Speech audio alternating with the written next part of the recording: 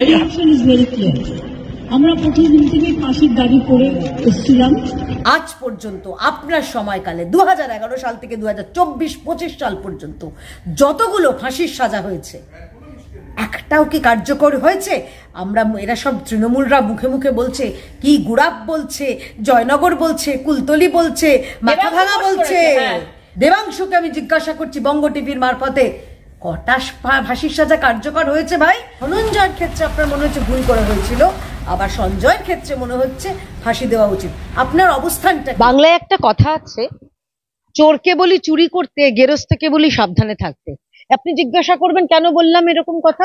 এইরকম কথা বললাম এই কারণেই যে মমতা বন্দ্যোপাধ্যায়, এই মমতা বন্দ্যোপাধ্যায় সেই মমতা বন্দ্যোপাধ্যায় যে কিনা সন্দীপ ঘোষকে, মনে আছে, আরজি কর থেকে ন্যাশনাল মেডিকেল কলেজে রাতারাতি ট্রান্সফার করেছিল কিনা, তার মনে দুঃখ হচ্ছে বলে, তার প্রিয় ভাই, সে একজন পিতা, মনে দুঃখ হচ্ছে বলে। অভয়ের বাবা মা পিতা নয়? আবার অন্যদিকে তিনি বলছেন আজকে যে আমরা এই সাজা চাই।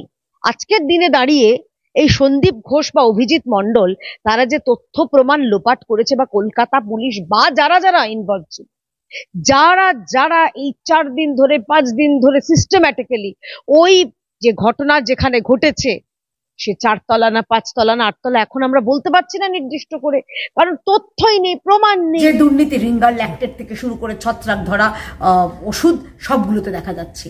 এই দুর্নীতির মামলায় সন্দীপ ঘোষ কিন্তু এখনো জেলে রয়েছেন। কিন্তু এখানে মজার বিষয় হচ্ছে জানেন তো, তিনি তো এখনো রাজ্য সরকারি কর্মচারী। তার বিরুদ্ধে যথোপযুক্ত ব্যবস্থা নেওয়া যাচ্ছে না, কারণ রাজ্য সরকার স্যাংশন দিচ্ছে না। তার মানে সন্দীপ ঘোষ থেকে শুরু করে এরকম দুর্নীতিগ্রস্তদের বা যারা এই প্রমাণ লোপাট করেছে তাদেরকে একদিকে আড়াল করছেন, আবার বলছেন আমি সুপ্রিম হাইকোর্ট যাব, ফাঁসি নেব। এই সব প্লেইং টু দ্য গ্যালারি, এই সব মানে অশ্রু সজল যাত্রাপালা রাজ্যের মানুষ দেখে। সিবিআই করলোটা কি? সিবিআই এর যা সিবিআই রিপোর্ট জমা দিয়েছে, আমরা তো তার মধ্যে শুনতেই পেলাম বিচারপতি বললেন এটা বিরল থেকে বিরলতর ঘটনা বলে আমি মনে করছি না। তাহলে সিবিআই কি রিপোর্ট জমা দিয়েছে? আমি আজকে আমার সঙ্গে রয়েছেন বিজেপি নেত্রী কেয়া ঘোষ। কেয়া ঘোষকে আমি বিজেপি নেত্রী হিসেবে প্রশ্ন করব না, কেয়া ঘোষকে একজন মেয়ের মা হিসেবে প্রশ্ন করব। কেয়া দিকে আজকে খুশি? না, খুশি বলবো না, অবশ্যই হতাশ। তার কারণ আমরা চেয়েছি, আমার মনে হয় শুধু আমি নয়, এই রাজ্যের প্রত্যেকটি নারী, প্রত্যেকটি মা, প্রত্যেকটি মানুষ চেয়েছে যে অভয়ার যারা দোষী, যারা ধর্ষক, তাদের কঠোরতম সাজা হোক। কঠোরতম বলতে অবশ্যই আমাদের ফাঁসির কথাই মনে আসছে, কিন্তু শুধু একটা সঞ্জয় রায় নয়, সঞ্জয় রায় ছাড়াও আরো যারা এই ঘটনাটা সংগঠিত করেছে।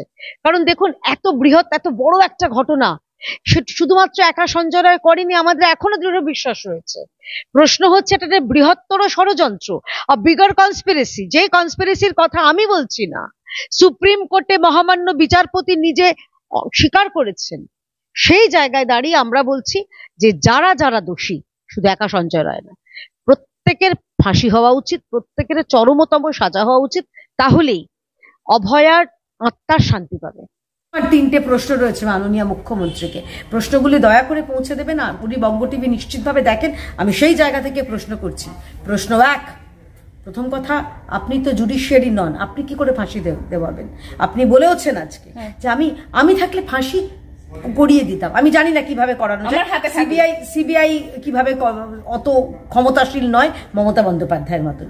প্রশ্ন নাম্বার 2, এই যে সন্দীপ ঘোষ, যার বিরুদ্ধে দুর্নীতি এবং তথ্য প্রমাণ লোপাটের অভিযোগ রয়েছে, তাকে আপনি কেন প্রাইস পোস্টিং দিয়েছিলেন? আপনি তাকে আরজি কর থেকে সরিয়ে কেন ন্যাশনালে দিয়েছিলেন? প্রশ্ন নাম্বার 3 এবং সব থেকে গুরুত্বপূর্ণ, আজ পর্যন্ত আপনার সময়কালে 2011 সাল থেকে 2024-25 সাল পর্যন্ত যতগুলো ফাঁসির সাজা হয়েছে একটাও কি কার্যকর হয়েছে?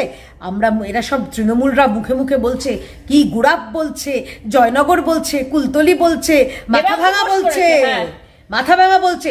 দেবাঞ্জনকে জিজ্ঞাসা করছি আমি একদম বঙ্গ টিভির মারফতে, দেবাংশুকে আমি জিজ্ঞাসা করছি বঙ্গ টিভির মারফতে, কটা ফাঁসির সাজা কার্যকর হয়েছে ভাই? উত্তর শূন্য। সেই 1994 সালে সম্ভবত ধনঞ্জয়ের হয়েছিল, আমার সালটা মনে নেই। ধনঞ্জয়ের পরে না বাম সরকার না এই সরকার কোনো ফাঁসি সাজা কার্যকর হয়নি, বরং কামদুনির যারা দোষী, কামদুনির যারা ধর্ষক এবং খুনি, তারা এখন খোলা ময়দানে খুল্লাম খুল্লা ঘুরে বেড়াচ্ছে। এই সরকারের অপদার্থতার কারণে, এই সরকার ফরেন্সিক যে তথ্য প্রমাণ সেগুলো সংরক্ষণ না করতে পারার কারণে লোয়ার কোর্ট তাদের ফাঁসি দিয়েছিল। হাইকোর্টে গিয়ে তথ্য প্রমাণ লোপাটের অভিযোগে তারা এখন মুক্ত বিহঙ্গ হয়ে ঘুরে। খালি বড় বড় কথা না, ফাঁসির সাজা করিয়ে দেব। ফাঁসির সাজা হলে ফাঁসিগুলো কটা বাস্তব করেছো, কটা কার্যকর করেছো? উত্তর হচ্ছে শূন্য।